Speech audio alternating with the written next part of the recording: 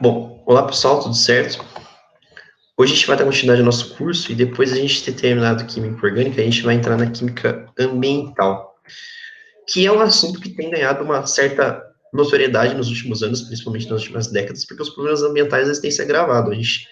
Eu vou mostrar depois um gráfico da temperatura da Terra e a gente observa que ela aumentou gradativamente a partir da década de 80. E isso está muito relacionado com a atividade industrial, o crescimento das atividades industriais, tem intensificado essa problemática, que é uma coisa muito séria, porque causa consequências graves, e ao mesmo tempo também é sério porque é difícil da gente reverter. Então, uma vez que você causou isso, para você consertar isso é extremamente difícil. Então, é muito importante a gente evitar que esses problemas aconteçam antes que as consequências se tornem piores. A gente vai dar enfoque para a parte química das reações que estão envolvidas nesses problemas, e é um assunto que é bastante cobrado no Enem, só perceber que na lista de exercícios, tá? A maioria dos exercícios são do Enem.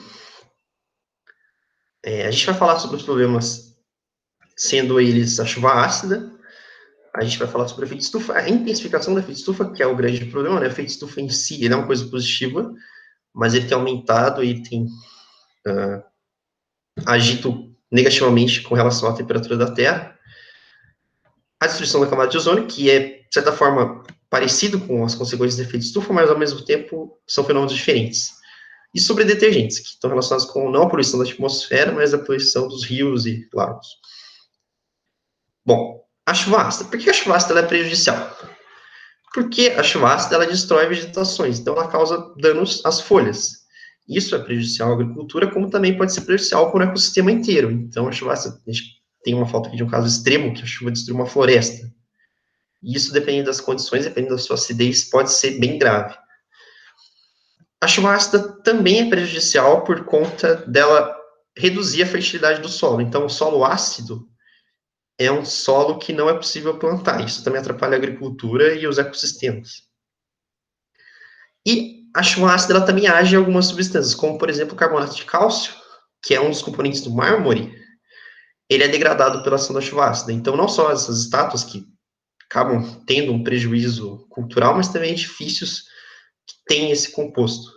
E o mármore, a pedra-sabão, são alguns exemplos de compostos que têm o carbonato de cálcio, CaCO3. Bom, mas da onde vem a chuva ácida? A chuva ácida, claramente, ela tem água, toda chuva ela vai ter água, e existem na atmosfera alguns óxidos que, ao reagirem com a água, eles vão produzir um ácido.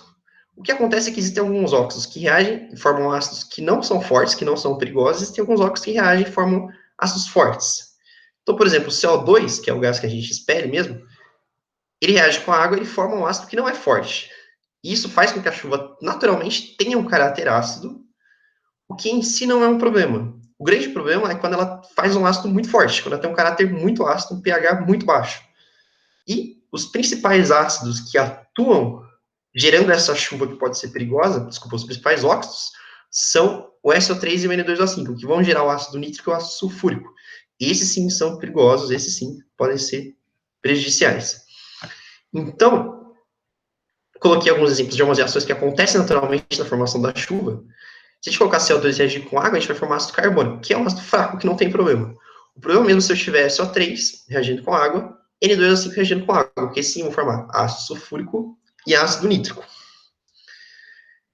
E aí, existe uma regra para a gente saber se o ácido vai ser forte ou não. E lembra, gente, quando eu falo que o ácido é forte, isso está relacionado com o grau de ionização dele. Não é necessariamente a letalidade, o quão perigoso ele é. É, na verdade, o quanto de H+, ele libera. Se ele é forte, ele libera muito H+, consequentemente vai ter uma concentração alta de H+, consequentemente vai ter um pH baixo, que é o caráter ácido. E como que é essa regra? Eu pego o número de oxigênios que ele tem e subtraio do número de hidrogênios. Se eu pegar, por exemplo, do ácido nítrico, ele tem, olha aqui, 3 oxigênios, eu subtraio 1, que tem 1 hidrogênio, 3 menos 1, 2, ele é um ácido forte.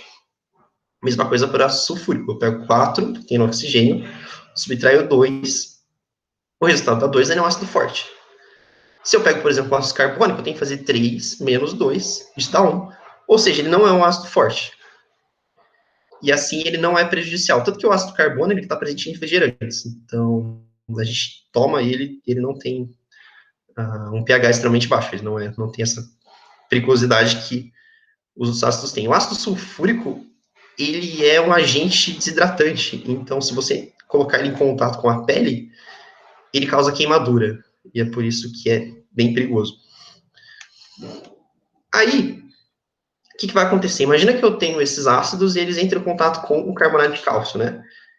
Que está presente no mármore. O que vai acontecer? Eu vou ter, por exemplo, essa reação aqui, ácido nítrico reagindo com carbonato de cálcio, vai formar um outro sal, lembrando que o carbonato de cálcio é um sal, e vai formar ácido carbônico. Importante a gente perceber aqui, gente, que eu tenho um ácido forte reagindo com o sal. E sempre que eu tenho uma substância forte, a tendência é ela reagir e formar uma substância que seja mais fraca que ela. Por exemplo, o ácido nítrico é um ácido forte, o ácido carbônico, ele é um ácido fraco, então essa reação ela acontece na vida real. O que não aconteceria seria uma substância fraca reagindo para formar uma substância forte. Isso não aconteceria. Mas uma substância forte reagindo para formar uma substância fraca, isso sim acontece. Mesma coisa para o ácido sulfúrico. O ácido sulfúrico reage com carbonato de cálcio, forma o sulfato de cálcio e o ácido carbônico também. É por isso que as duas reações acontecem. É por isso que corrói, degrada o mármore. Eu falei para vocês que uma das consequências também da chuva ácida é a problemática do solo, que torna o solo ácido, e isso é infértil, acaba causando prejuízos. Uma alternativa para a gente corrigir esse pH do solo é a calagem. E o que é a calagem? A calagem, na verdade, é a adição de cal. E o que é cal? Cal é um óxido também. Cal é o óxido de cálcio. Diferentemente desses óxidos que a gente viu aqui, que são óxidos ácidos, óxidos que quando reagem com água formam um ácido, o cal, né, o óxido de cálcio, ele reage com a água e forma uma base, porque ele é um óxido básico. Ele tem um componente metálico na sua composição. E aí, quando eu coloco o cal na terra, o solo fica mais fértil. Essa técnica é usada para corrigir problemas relacionados à chuva ácida, mas ela também é usada para literalmente aumentar a fertilidade do solo. Então, diversos estados do Brasil usam essa técnica para agricultura, calagem.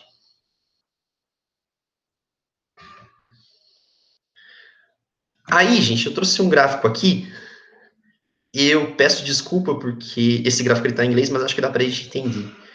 Esse gráfico ele mostra a variação da temperatura da Terra ao longo dos anos. E a gente vai terminando o assunto da chuva ácida, começando a falar um pouco sobre o efeito estufa. A gente pode ver que a partir da década de 80 você tem uma inclinação maior para essa temperatura. É claro que o zero não é a temperatura da Terra, o zero é a temperatura, digamos, ideal da Terra, a temperatura que a Terra deveria estar para que o clima estivesse, digamos assim, saudável. E a gente vê que nesses últimos 40 anos, você percebe que tem um comportamento até próximo de uma reta de aumentar mais ou menos meio grau a cada 20 anos.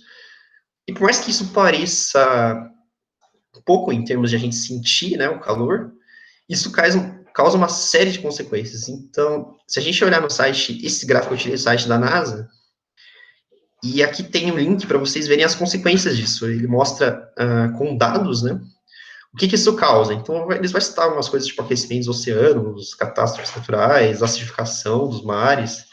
Tem várias consequências e é interessante que ele prova isso com dados. É a melhor referência que eu consegui achar. Então, isso é um problema muito sério, gente. E o que está relacionado a esse aumento da temperatura ao longo dos anos?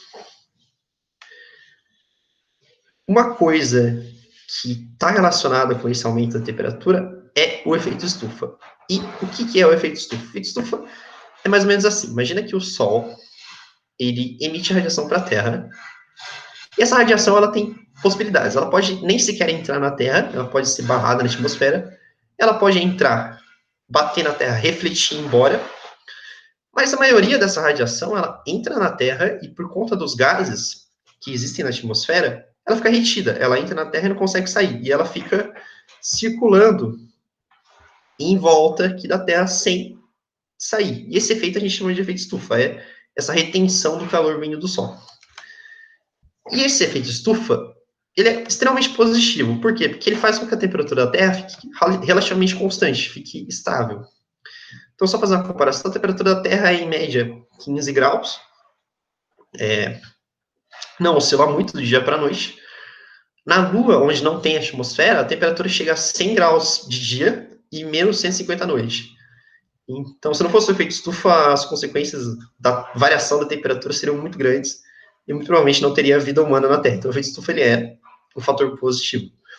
O que tem acontecido nos últimos anos é um aumento de gases, da emissão desses gases, que aumentam essa retenção de calor, e aí sim causa essa consequência que eu falei para vocês, causa esse aumento da temperatura. E quais são as causas do efeito estufa? Basicamente, existem dois gases que são os principais causadores do efeito estufa, que são o CO2, o gás carbônico e o metano, CH4. E de onde eles vêm? A gente viu na aula de química orgânica que toda vez que a gente queima um composto orgânico, independentemente de uma queimada de uma árvore ou queimada de um combustível, a gente libera CO2. Então, ele vem de queimadas e ele vem de combustíveis. Tanto a queimada de combustíveis fósseis quanto a queima de combustíveis renováveis gera CO2. A diferença é que quando você faz um combustível renovável, você recolhe esse CO2 da atmosfera por meio das árvores. As árvores recolhem esse CO2 e o saldo disso tudo é um saldo zero, porque você emite, mas você planta e você recolhe. Então, no balanço disso tudo, é como se você não emitisse nada mais. Se você usa gasolina ou diesel comum, você não tem esse saldo. Na verdade, você está só emitindo e você não está recolhendo esse CO2. É por isso que os combustíveis fósseis eles são vilões aí na questão da emissão do CO2. O metano, ele é produzido por algumas indústrias, mas principalmente ele também é produzido pela pecuária. A flatulência de bois e vacas gera o metano, e o metano, ele é bem mais danoso que o CO2. Ele tem um poder de absorver o calor de 21 vezes maior que o CO2. Então, ele acaba sendo um grande vilão nesse sentido. E aí, existem algumas alternativas que a gente pode pensar para que a gente consiga reverter esse cenário com relação ao efeito estufa. E o que a gente poderia fazer? Bom, se o CO2 ele é originário de queimadas, existem todas essas alternativas que a gente pode fazer. A gente pode fazer o reflorestamento, a gente pode pensar em energias renováveis, que recolhem o CO2 da atmosfera, e os biocombustíveis, que nada mais são do que também energias renováveis. Com relação ao metano, existe uma alternativa interessante, que é você queimar o metano. Por que queimar o metano? Porque o metano ele causa 21 vezes mais problema do que o CO2. Então, se você queima o metano e produz CO2, você está eliminando um gás que é um problema, mas você está eliminando um gás que é um problema menor. Então, entre uma coisa que é ruim e outra coisa que é muito ruim, você emite o que é só ruim, o que é menos pior. E além disso, quando você queima, você gera energia. Então, acaba sendo uma alternativa que as empresas adotam, deve existir até uma legislação com relação a isso, devem ser obrigados a queimar esse metano. A questão da pecuária não tem como, né? Então, acaba sendo emitido mesmo. Mas uma alternativa para as indústrias é essa combustão do metano, reduzir um pouco a problemática do efeito estufa. E aí eu coloquei alguns exemplos de energias renováveis, né? A demanda energética, ela é principalmente atendida por energias não renováveis. Existe uma previsão que até 2040 metade da energia seja renovável, então por mais que a gente se fale muito, ainda não é o que é mais utilizado, é uma substituição gradativa.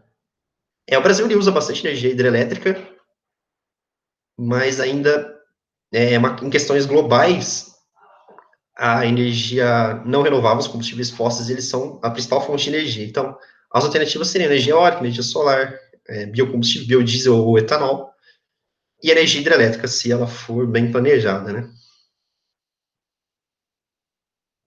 Aí, existe outro problema que está, de certa forma, um pouco parecido com a intensificação do efeito estufa, mas é diferente, que é a destruição da camada de ozônio.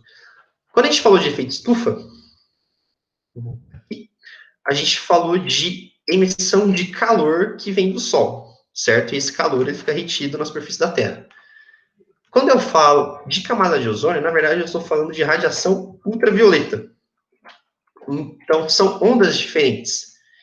Então, não sei se vocês já estudaram isso, mas tem vários tipos de ondas eletromagnéticas e o calor seria esse infravermelho aqui e a radiação ultravioleta seria esse UV aqui. Então, são ondas diferentes. Mas ambos o ultravioleta, quando ele chega na Terra, ele gera calor. Então, as consequências, elas são próximas. O que acontece? Existe na atmosfera uma camada de ozônio que ela protege a Terra desses raios ultravioleta. Então, o que acontece? Se tem na atmosfera esse ozônio aqui. Esse ozônio, quando o ultravioleta atinge esse ozônio aqui, ele vira oxigênio e libera um átomo de oxigênio isolado. Isso existe na estratosfera. E aí, esse equilíbrio aqui, ele naturalmente ocorre na camada de ozônio. O ozônio está todo momento sendo rompido e formando o ozônio de novo. E a grande vantagem do ozônio é que ele absorve a radiação UV. E por conta disso, a temperatura da Terra não fica muito grande. Essa radiação, ela é barrada aqui na camada de ozônio.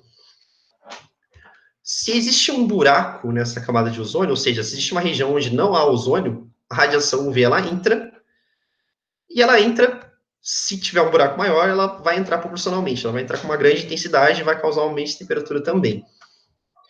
Então, existe uma substância que causa um problema com relação ao ozônio, que são os clorofluorcarbonetos, que são os CFCs. O que eles fazem? Imagina que existe essa reação naturalmente lá na atmosfera. Se eu coloco um CFC, ele vai deslocar esse equilíbrio químico. Então, o que vai acontecer muito mais a reação nesse sentido aqui do que nesse sentido aqui. E o que vai acontecer é que não vai ter mais ozônio. O ozônio vai ser todo consumido e vai gerar oxigênio. E isso vai ser um problema. Os CFCs, eles estavam presentes nas embalagens de desodorante, aerosol, eles não são mais utilizados por conta desse crime ambiental, porque esses CFCs, eles geram uma reação em cadeia. E eles catalisam essa reação. Eles não participam diretamente, eles não são consumidos, nem gerados, mas eles intensificam muito essa reação aqui no sentido de destruição do ozônio. E como que essa reação acontece? Imagina que eu tenho um átomo de ozônio aqui na estratosfera. O CFC, ele está na estratosfera, ele entra em contato com a radiação UV também, ele solta um átomo de cloro. Esse átomo de cloro, ele interage com esse oxigênio aqui, de modo que ele interage com o ozônio, de modo que o ozônio libera uma molécula de oxigênio. E o grande problema disso tudo é que depois eu vou ter esse átomo de cloro aqui, esse átomo de cloro vai ser liberado e ele vai continuar solto na estratosfera. Assim ele vai reagir de novo com oxigênio. Então ele vai reagir com oxigênio, com ozônio, ele vai reagir com ozônio de novo e ele vai reagir infinitamente com vários ozônios e ele não vai ser consumido, ele vai estar lá causando esse prejuízo enorme. Então, isso é que eu chamo de uma reação em cadeia. Ele ataca o ozônio, depois ele é liberado, ele ataca outro, e é por isso que é tão prejudicial a emissão desses CFCs. Então, fazendo uma comparação um pouco didática, é como se você tivesse um balde de gasolina e CFC fosse um fósforo, assim, que causa uma reação em cadeia, uma reação de combustão. Então, é uma coisa mais ou menos assim. E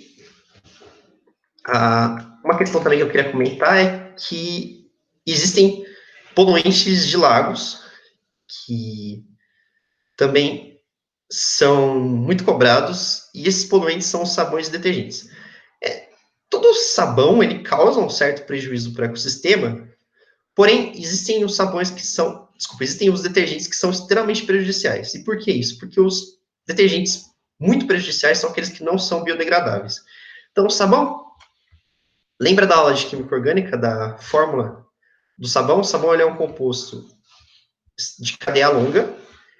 Esse lado esquerdo aqui do sabão, ele é apolar, certo? E esse lado aqui é o lado que interage com a gordura. Esse lado aqui é o lado polar. Lembra que da reação de saponificação, você tem a reação da soda cáustica com o ácido graxo e forma essa parte polar. Essa parte polar, ela interage com a água. E essa parte apolar, ela interage com a gordura, de modo que você consegue remover a gordura usando água. O sabão interage com os dois. Esses sabões, eles são biodegradáveis. Os detergentes, nem todos são biodegradáveis. Então, eu tenho a forma aqui de detergente. O detergente, ele também tem a parte polar e a parte polar, de modo que ele consegue remover a gordura. A diferença do detergente é que existem alguns detergentes que possuem a cadeia ramificada. E lembra que é uma cadeia ramificada. Eles apresentam vários grupos metil aqui em todos os carbonos dessa cadeia principal. E essa ramificação é difícil para os micro-organismos atacarem e decomporem. Então, uma vez que você coloca, você injeta no ecossistema essa substância, ela fica lá para sempre. E ela vai causar prejuízos para sempre, e isso é extremamente perigoso. Então, o detergente que não apresenta essas ramificações, ele é biodegradável e esse deve ser utilizado, esse aqui deve ser substituído por esse aqui. E é uma coisa também que está sendo gradativa, essa substituição. E o que eu tinha para falar para vocês era isso, gente. Eu acho até que a aula ficou curtinha. Tem uma lista de exercícios que tem exercícios abordando todos esses tópicos. Eu espero que vocês façam e qualquer dúvida vocês me chamem. E a gente fica por aqui. Um abraço, até a próxima.